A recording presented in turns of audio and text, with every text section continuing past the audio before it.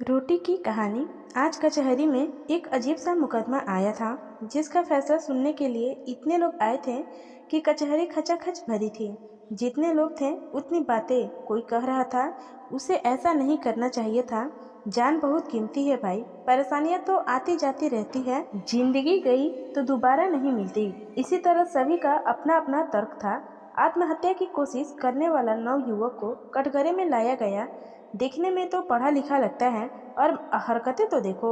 लोगों के बीच से आवाज आई, बोलने वाले पर उसकी निगाहें जाकर रुक गई। वो देखकर चुपचाप मुस्कुराया और शांत कटघरे में खड़ा रहा। तभी जज साहब आए और सब खड़े हो गए। कार्रवाई शुरू की गई। सरकारी वकील ने अपनी दलीलें पेश करनी शुरू की। आत्महत्या की कोशिश शहर के बाहर बहने वाली नदी में की गई थी, पर वहां लोगों का आना जाना लगा रहता था, इस कारण उसकी जान बचाई जा सकी। पर जब जान बचाई गई उस वक्त उसे होश नहीं था। पुलिस को बुलाया गया तो पुलिस कर्मचारी उसे सरकारी अस्पताल में लेके गए। वहां जब पूछा गया तो पता चला कि उसने जिंदगी से मुक्ति पाने के लिए आत्महत्या की कोशिश की थी। इसके पीछे और किसी का हाथ नहीं है। बहुत जोर देने पर भी उसने और कुछ न बताया। सरकारी वकील ने कार्रवाई शुरू की। जज साहब, यह शख्स जिसका नाम विश्वास है, अपनी आत्महत्या की कोशिश पूरे होशो हवास में की है। कारण पूछे जाने पर इसका बस इतना ही कहना है कि ये जिंदगी से आज़ादी चाहता था, पर यह कानूनी जुर्म है, इसलिए मैं चाहूँगा इसे दफ़ा 309 के तहत 1 साल की सज़ा दी जाए। इतना सुनने के बाद भी उसके चेहरे पर एक अजीब सी मुस्कान थी। जज साहब ने पूछा, क्या तुम्हें अपनी सफाई में कुछ कहना है? उसने मुस्कुराते हुए अपना सर ना में हिलाया। बस फिर क्या बाकी था। जज साहब ने अपना फैसला सुनाया और उसे 1 साल कैद की सज़ा हुई। उसे जेल में ले जाया गया। धीरे धीरे दिन बीतने लगे। उसकी जेल में अन्य कैदियों से दोस्ती हो गई थी। सब बड़े दिल वाले थे। कोई चोरी करके पकड़ा गया था तो कोई कत्ल करके आया था। सब में अच्छी बनती थी। वहाँ एक दूसरे के हमदर्द से बन गए थे। सब एक दूसरे से अपने दिल की बातें किया करते थे।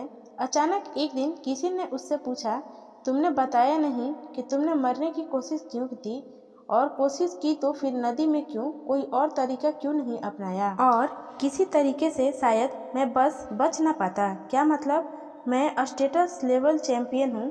तैयारी का इतना सुनते ही सबके होश उड़ गए थे कि ये क्या बोल रहा है। उसने बोलना जारी रखा, बचपन में ही मैं गरीबी देखता आया हूँ जिसमें जीवन में डूबा हुआ पाया गया था। उसी नदी में तैरना सीखकर मैंने 50 से ज़्यादा मेडल जीते हैं, और उस नदी में मैं कैसे डूब सकता था? मैंने यह कदम अपनी गरीबी के चलते उठाया, जिसके कारण मेरे पास खाने को एक वक्त की रोटी नहीं थी और ना ही कोई काम मिल रहा था। तभी अचानक मैंने सोचा कि क्यों ना आत्महत्या कर लूं। फिर याद आया कि आत्महत्या गैर कानूनी है और 1 साल की सज़ा है, इसलिए मैंने ये सब किया। और अब दफ़ा 309 के तहत मेरे सर पर छत है, खाने को 2 वक्त की रोटी है, और तो और यहाँ पर अगर बीमारी भी हुआ तो फ्री में इलाज है। बस इसलिए यहाँ आ गया। इतना सुनते ही सब असमंजस में पड़ गए कि हंसे या अफसोस जताएं। तभी रात के खाने के लिए सबको आवाज़ दी गई। सब अपनी अपनी थाली उठाकर चल पड़े। हमेशा की तरह पूरी कहानी सुनने के लिए आपको धन्यवाद। आशा करती हूँ कि यह कहानी आपको पसंद आई होगी। इस कहानी पर आपकी क्या राय है, हमें कमेंट करके ज़रूर बताइए। कहानी पसंद आई हो तो लाइक और शेयर करना बिल्कुल भी ना भूलिए। चैनल पर नए हो तो चैनल को सब्सक्राइब जरूर कीजिए।